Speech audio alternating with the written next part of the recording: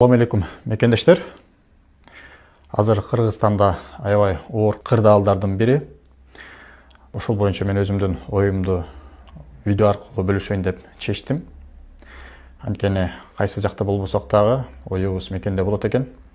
Ошол себептен оюм менен бөлүшүп коеюн деген ниетим бар. Өзүңөр билесиңер, жакында эле Садыр Нуркожоев Жапаров премьер-министр болду. Мен Садыр Нуркожоев Жапаровду эмне үчүн колдодум?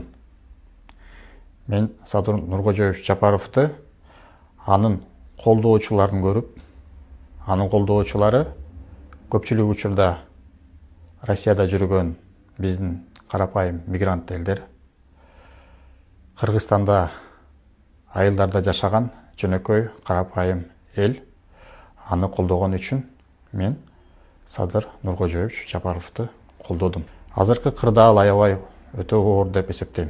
Акыркы Сооронбай Шарипович Жээнбековдун кылган иштери мен үчүн жагымдуу. Жана акыркы кылган иштери чыныгы президенттин инсандыгын деңгээлин көргөзөт. Ар бир адам ал деңгээлинде өзүнүн деңгээлине жараша баалайт деп эсептейм. Азыркы маалда премьер-министр болду. Ошону менен бирге премьер-министрдин колунда мыйзам чегинде көргөзүлгөн баардык мүмкүнчүлүктөр бар. Бул болсо карапайым эл колдогон максатка жетүү. Ал кандай максат?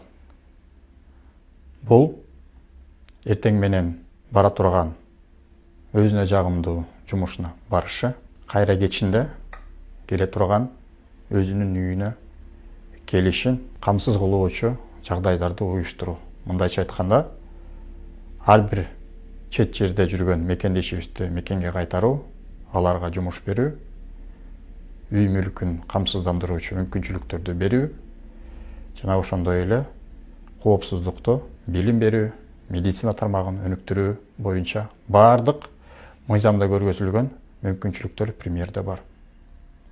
Мен ойлойм, карапайым элдин эң негизги ой максаты, же болбосо Жапаров Садыр Нуркожоевду колдоосунун эң негизги максаты ушул максатта болчу. Чет жерде жүргөн мекендештер үйгө кайтуу, жумуш менен камсыз болуу, турак жай менен камсыз болуу.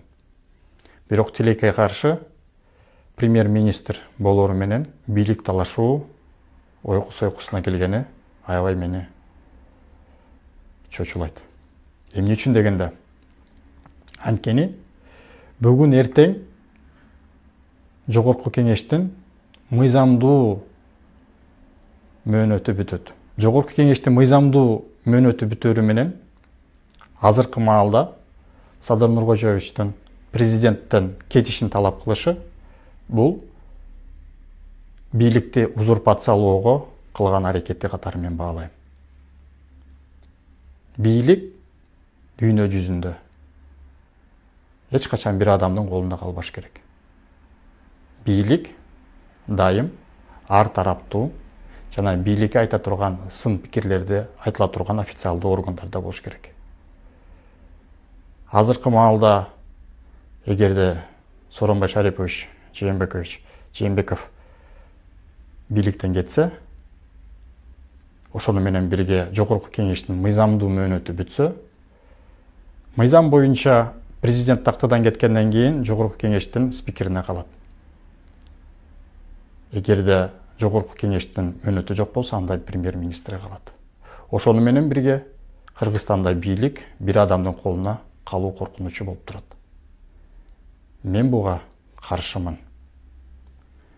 Мен ойлойм, муну тарых өз ордуна коет.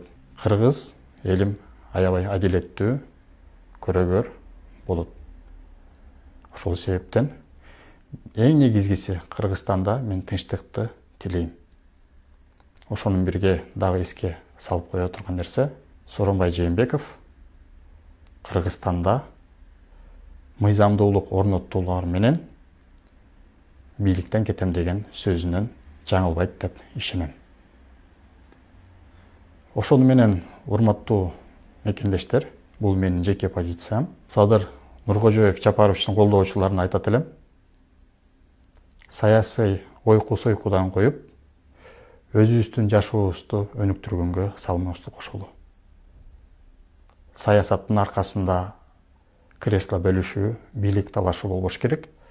Саясаттын аркасында мекендештерибиздин жашоосун өнүктүрүү болуш керек.